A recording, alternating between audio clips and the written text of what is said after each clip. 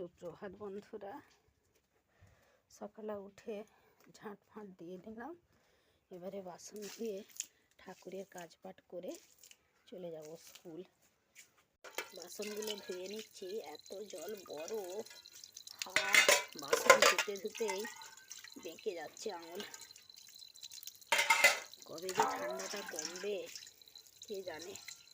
সমস্ত কাজেরই অসুবিধে, আর জল ছাড়া তো কোনো কাজই হবে না। জল তো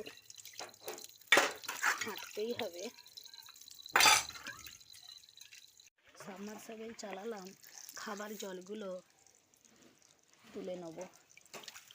এই জলটা তবু অনেকটাই গরম, কিন্তু ট্যাঙ্কির জলটা প্রচণ্ড ঠান্ডা। এবারে ব্রাশটা করে নিই। পুজো পাঠ সেরে চা খেয়ে তো স্কুল বেরিয়ে পড়েছিলাম। এখন স্কুল থেকে চলে এলাম টিউশন পড়াতে।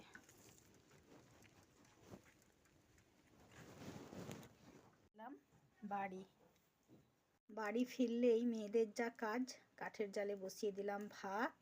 এখানে গ্যাসে ডালটাও করে নিলাম। এখনো সবজিটা কাটা হয়নি, এবারে সবজিটা কেটে নেব। ভাত হয়ে গেছে, নামিয়ে নিয়েছি। আর এখানে বসিয়ে দিয়েছি পেঁয়াজ ছাই, আলু, পেঁপে আর শিম দিয়ে একটা তরকারি। তরকারিটা কষা হয়ে গেছে, এবারে জল ঢেলে দেবো। তরকারি নামিয়ে নিয়েছি আর মাছের ঝালটাও করে নিলাম। আজকের মতো দুপুরে রান্না তো কমপ্লিট হলো। দুপুরে খাওয়া দাওয়ার পর বিকেলের কাজ পাঠ সেরে আবার চলে এসেছি টিউশন পড়াতে।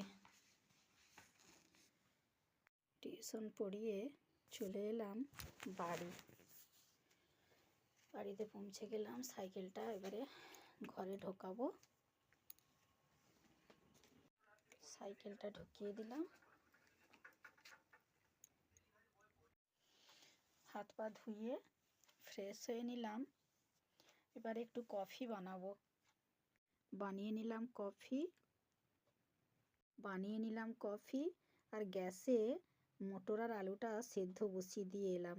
কফিটা খেতে খেতে ওটা সেদ্ধ হয়ে যাবে। আর বানাবো রুটি। হাজবেন্ডকেও এক কাপ কফি দিয়েছি, ও খেয়ে নিচ্ছে। লেচিগুলো সব করে নিয়েছি। এবারে একে একে লেচিগুলো গোল করে নেব। এপাশে মটর আলুটাও সেদ্ধ হয়ে গেছে। পরোটাগুলো আগে ভেজে নিয়ে লাস্টে ঘুগনিটা করে নেব।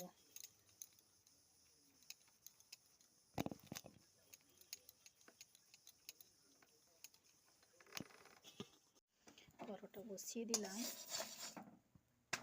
একটা করে বেলে নিচ্ছি আর একটা করে পরোটা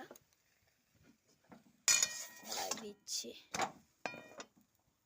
পরোটাগুলো সব করে নিলাম। আর এখানে আলু আর মটরও সেদ্ধ হয়ে গেছে। এবার পেঁয়াজ, রসুন, ধনিয়া পাতা দিয়ে ঘুগনিটা করে নেব। আজকের মতো ব্লগটা এখানেই শেষ করছি। পাশে থেকো বন্ধুরা।